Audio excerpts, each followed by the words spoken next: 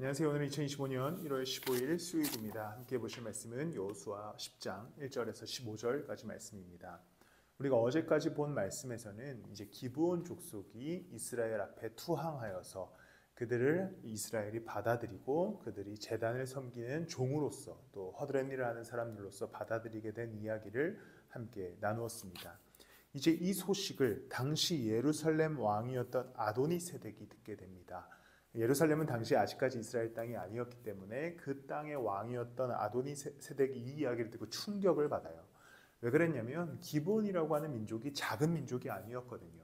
성경에 쓰여 있는 대로 보면 당시 이스라엘이 점령했던 아이성보다도 더 컸던 성읍이었고 용맹한 군사들이었는데 그들이 이 이스라엘이라고 하는 나라에 항복한 것을 보고 이 아도니세덱이 충격을 받습니다. 그래서 어떻게 결정하게 되냐면 5절 말씀을 보면 그리하여 아모리 족속의 다섯 왕 곧 예루살렘 왕과 헤브론 왕과 야르뭇 왕과 라기스 왕과 에글론 왕이 연합하여 그들의 모든 군대를 거느리고 올라와서 기브온을 공격하려고 진을 쳤다.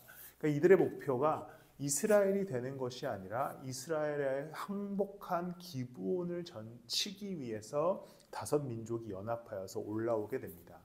그런데 이제 이 기브온이라고 하는 나라는 이스라엘에 항복한 이스라엘에 속한 나라가 되었지요. 그래서 결국에 이 전쟁을 도우러 여호수아가 출동합니다.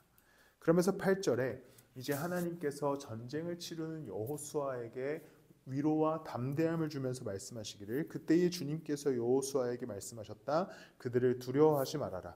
내가 그들을 너의 손에 넘겨주었다. 그들 가운데서 한 사람도 너를 당할 수 없을 것이다. 하나님께서는 이제 여호수아에게 이들을 너희에게 넘겨줬으니 전쟁에서 승리할 수 있게 될 것이다 라고 하는 담대함을 주시고 이스라엘 백성들은 결국에 올라가서 그들과 함께 전쟁하게 됩니다.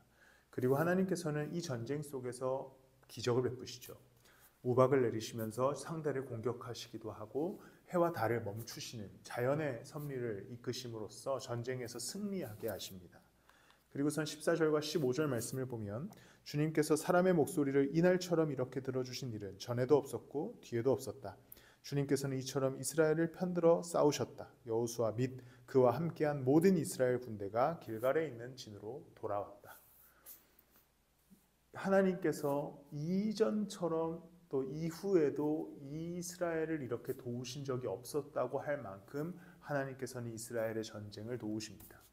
근데 실질적으로 이 전쟁의 주체는 기브온이었어요. 기브온은 하나님 앞에 이스라엘 앞에 항복하기 전까지만 해도 이스라엘과 전혀 상관없는 민족이었습니다. 그런데 그들이 이스라엘 앞에 항복하고 하나님의 권위를 인정하고 하나님의 제단을 섬기는 종으로서 살기로 결정한 이후에 이들은 하나님이 보호하시는 민족이 됩니다.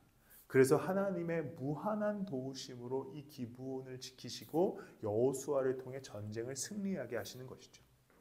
하나님의 은혜는 그렇습니다. 우리가 얼마나 큰 죄인인지, 우리가 어떠하게 살아왔는지, 어떠한 존재였는지는 상관없이, 그건 아무 상관없이 우리가 하나님 앞으로 나아가 그분의 자녀가 되기로 결정하고 그분을 믿고 그분의 말씀을 따라가고 그분의 섭리 안에 순종하기 시작한다면 우리의 이전의 삶과는 상관없이 놀라운 은혜와 도우심으로 우리와 함께 하신다는 사실을 기억하십시오. 그러니 담대히 여러분들의 인생을 살아가시기를 예수님의 이름으로 축복합니다.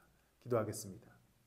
하나님, 우리는 죄인이었으나 예수 그리스도 십자가의 은혜로 구원을 얻었음을 믿습니다. 또한 이 구원을 얻음은 오늘도 우리를 도우시는 하나님의 은혜가 있음을 믿습니다. 그 은혜 안에 머물러 예수님을 따라 살아가고 놀라운 도우심을 얻는 한 주간의 인생 우리의 삶 되게 하여 주시옵소서. 감사하며 주님 이름으로 기도드렸습니다.